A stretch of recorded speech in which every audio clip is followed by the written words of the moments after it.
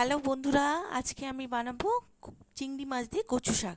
তো দেখুন, কচু শাকগুলোকে এইভাবে কেটে রেখেছি আর ছালগুলোকে ছাড়িয়ে কুচি কুচি করে কেটে রেখেছি। আর লাগবে কুকার।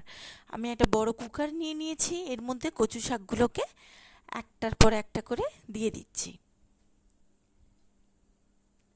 কচু শাকগুলো ভরে গেছে। এবার এই কচু শাক রান্না করতে গেলে এর জন্য আপনাদের দরকার তেঁতুল গোলা জল। তো তেঁতুলটাকে ভিজিয়ে রেখেছিলাম কচু শাকের মধ্যে, তেঁতুলগুলোকে আমি দিয়ে দিলাম।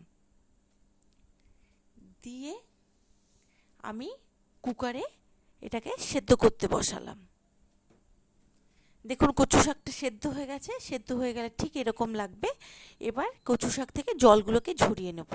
তার জন্য এরকম একটা ছাঁকনি নিয়েছি, যার মধ্যে কচু শাকটাকে দিয়ে আমি জল ঝরাতে দিয়েছি।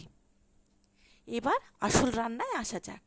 তো এই দেখুন, জল ঝরানো হয়ে গেছে। এর জন্য লাগবে অবশ্যই সর্ষের তেল, কালো জিরে, লাগবে রসুন থেতো করা, কাঁচা লঙ্কা কুচি, পেঁয়াজ কুচি আর চিংড়ি মাছ। চিংড়ি মাছটাকে নুন হলুদ দিয়ে মাখানো আছে।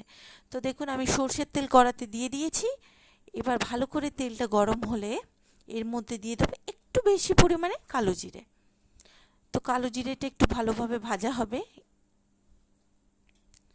এরপরে একে একে বাকি জিনিসগুলো দিয়ে দেব। এবার রসুন থেতো করা রসুনগুলো আমি দিয়ে দিলাম। রসুনটা হালকা করে ভাজা হবে, খুব বেশি ভাজা না। এরপরে আমি এর মধ্যে দিয়ে দেব কাঁচা লঙ্কা কুচি আর পেঁয়াজ কুচি। দেখুন, হালকা ভাজা হয়ে গেছে। এবার কাঁচা লঙ্কা কুচি আর পেঁয়াজ কুচিটা আমি দিয়ে দিলাম এর মধ্যে। এবার এটাকে ভালো করে কিছুক্ষণ ধরে নাড়তে হবে ভাজার জন্য। আর এর মধ্যে সামান্য পরিমাণে আমি নুন দিই, তো হালকা করে আমি নুন দিলাম। দিয়ে এটাকে আরেকটু কিছুক্ষণ ভাজা হলে এর মধ্যেই আমি চিংড়ি মাছটা দিয়ে ভেজে নেব।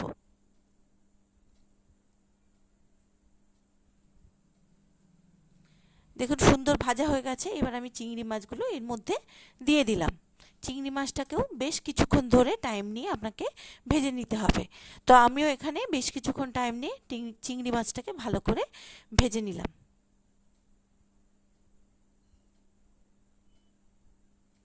এই পর্যায়ে এর মধ্যে আমি কিছুটা পরিমাণে হলুদ গুঁড়ো দিলাম। এটা খুবই সুন্দর খাবার, কচু শাক দিয়ে চিংড়ি মাছ। এটা নিরামিষভাবেও হতে পারে। দেখুন, এবার জল ঝরানো কচু শাকটাকে আমি এর মধ্যে দিয়ে দিলাম।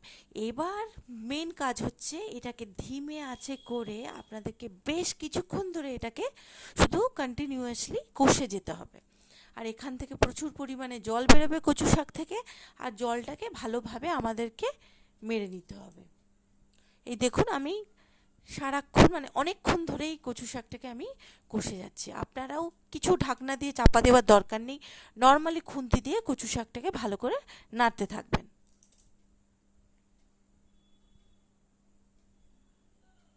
এখনও কচু শাক থেকে দেখুন জল বেরোচ্ছে।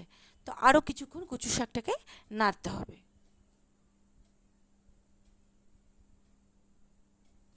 এটা সত্যিই খুব ভালো খাবার। গরম গরম ভাতের সাথে প্রথম পাতে যখন খাবেন আপনি, আপনার সত্যিই খুব ভালো লাগবে। আর ইজি রেসিপি। এটা বাজারে কিনতে পাওয়া যায়। কচু শাকটা খুবই অ্যাভেলেবেল। তো আপনারা বাজার থেকে কাটা অবস্থায় কিনতে পাওয়া যায়। সেটাকে এইভাবে আপনারা বাড়িতে বানাতে পারেন। দেখুন, খানিকটা জল এখনও আছে, তো আমি হালকা করে কিছুটা পরিমাণে ময়দা ছড়িয়ে দিলাম।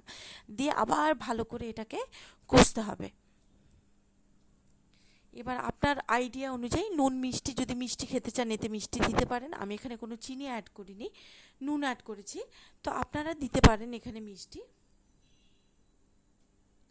আমার রান্না কমপ্লিট হয়ে গেছে। এটা পরিবেশন করার জন্য রেডি। একবার গরম গরম ভাতের সাথে এটা বানিয়ে খান, দেখবেন অবশ্যই ভালো লাগবে। আর আমার চ্যানেলটা ভালো লাগলে আমার চ্যানেলটাকে লাইক করবেন, সাবস্ক্রাইব করবেন, বেল আইকনটাকে প্রেস করবেন। Thank you for watching.